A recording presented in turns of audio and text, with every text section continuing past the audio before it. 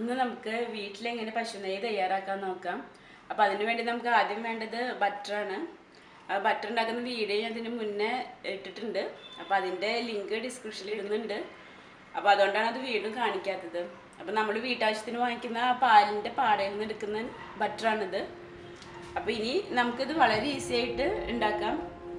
അപ്പോൾ കുട്ടികൾക്കൊക്കെ കൊടുക്കാനും ഒക്കെ വളരെ നല്ലതാണ്. അപ്പോൾ ഞാനിവിടെ ഒരു പാത്രം അടുപ്പത്ത് വെച്ചിട്ടുണ്ട്.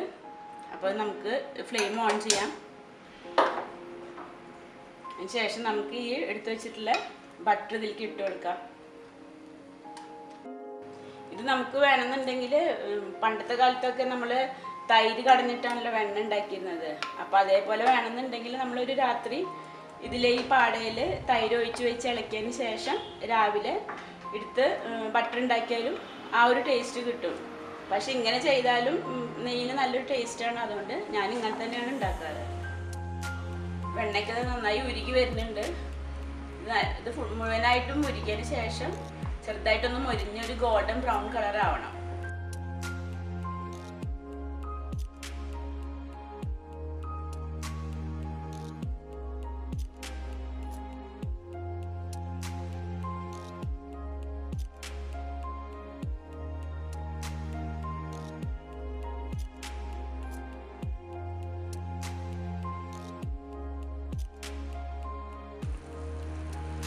ഈ വെണ്ണയ്ക്ക് മുഴുവൻ അലിഞ്ഞതിന് ശേഷം ഒരു ഗോൾഡൻ ബ്രൗൺ കളർ ആകുമ്പോൾ നമുക്ക് ഫ്ലെയിം ഓഫ് ചെയ്യാം. പിന്നെ അതിൻ്റെ ആ ചൂടിലിരുന്ന് ബാക്കി ആയിക്കോളും. ഇതിങ്ങനെ നമ്മൾ അരിച്ച് ഒരു ബോട്ടിലാക്കി വെച്ച് കഴിഞ്ഞാൽ എത്ര നാൾ വേണമെങ്കിലും കേടാവാതിരിക്കും. നമുക്ക് കുട്ടികൾക്ക് കൊടുക്കാനും ഒക്കെ വീട്ടിൽ ഉപയോഗിക്കാനും ഒക്കെ വളരെ നല്ലതാണ്. അപ്പോൾ ബട്ടർ മുഴുവനായിട്ട് ഉരുകി വന്നിട്ടുണ്ട്. ഇനി ഇതിൽ നിന്ന് നെയ്യ് വേറെ ആയിട്ട് തെളിഞ്ഞു വരും. ഇതെപ്പോഴും നമ്മളിങ്ങനെ ഇളക്കി കൊടുക്കണം, അല്ലെങ്കിൽ അത് അടി പിടിക്കും. അവിടെ ഇളക്കി കൊടുക്കണം.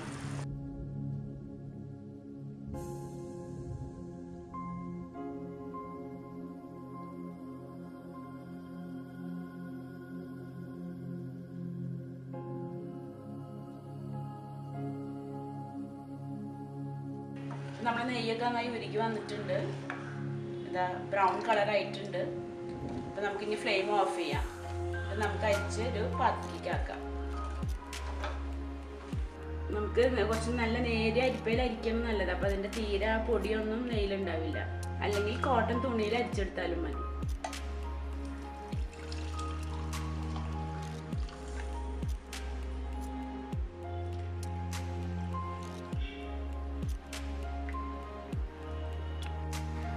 നമ്മളെ പശു നെയ്യ് റെഡി ആയിട്ടുണ്ട്. ഇപ്പം ഇതിങ്ങനെ ലൂസായിട്ടാണ് ഇരിക്കുക. ഇതൊന്ന് ചൂടാറി കഴിഞ്ഞാൽ കുറച്ചുകൂടി കട്ടി വരും. അങ്ങനെ നമ്മളുടെ ഹോം മെയ്ഡ് പശു നെയ്യ് റെഡിയായി. ഇപ്പം നമ്മളുടെ പശു നെയ്യ് ചൂടാറിയിട്ടുണ്ട്. അപ്പം ഞാനതൊരു ഗ്ലാസിൻ്റെ കണ്ടെയ്നറിലേക്ക് ഒന്നും കൂടി അരിച്ചിട്ട് ഒഴിച്ചിട്ടുണ്ട്. ഇപ്പം ഇത് നമ്മൾ ചൂടാറി കഴിഞ്ഞാൽ നമ്മൾ വാങ്ങിക്കുന്ന നെയ്യ് പോലെ തന്നെ അടിയിൽ നിന്ന് കട്ടിയായിട്ട് വരുന്നുണ്ട്. ഇത് നമുക്ക് എത്ര നാൾ വേണമെങ്കിലും കേടുകൂടാതെ എടുത്തു വയ്ക്കാം. അപ്പോൾ നിങ്ങൾക്ക് എൻ്റെ വീഡിയോ ഇഷ്ടമായെങ്കിൽ ലൈക്ക് ചെയ്യുക, ഷെയർ ചെയ്യുക, സബ്സ്ക്രൈബ് ചെയ്യാത്തവരുണ്ടെങ്കിൽ സബ്സ്ക്രൈബ് ചെയ്യുക.